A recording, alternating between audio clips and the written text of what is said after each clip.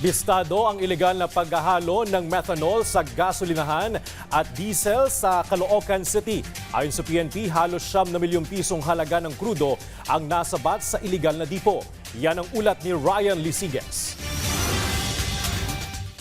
Huli sa akto ang ilang kalalakihan na nagsasalin umano ng produktong petrolyo mula sa tanker patungo sa mga maliliit na drum at BIC container sa Caloocan City. Nabisto ang iligal na gawain ng mga suspect matapos nasundan ng mga operatiba ng PNP-HPG ang nasabing oil tanker.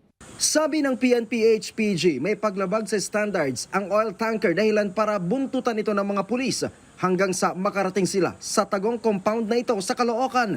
Ang laman ng tanker, 10,000 litro ng chemical na methanol. Iligal umano itong hinahalo sa gasolina para dayain ang kanilang mga customer. Nakakapagtaka na siya ay dumaan sa ilalim ng skyway wherein hindi yun tamang daanan at yun yung nag-prompt sa atin para magkaroon ng suspicion.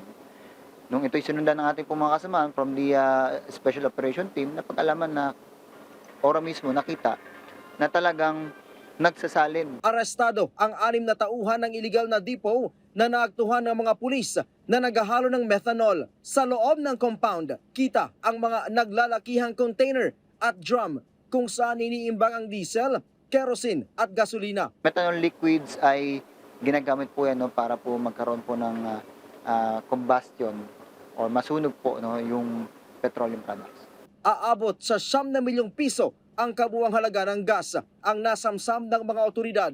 Bultuhan umano kung mag-order sa nabistong iligal na dipo ang kanilang mga customer. Ang iniaalok kasi nilang petroleum products higit na mas mura kumpara sa mga lehitimong gasolinahan. Pero walang kamalay-malay ang mga parokyano sa pinagbabawal na teknik na ginagawa dito. Maharap ang mga suspect sa reklamong paglabag sa Presidential Decree 1865 na nagtatakda ng mga panuntunan kaugnay sa petroleum products sa bansa.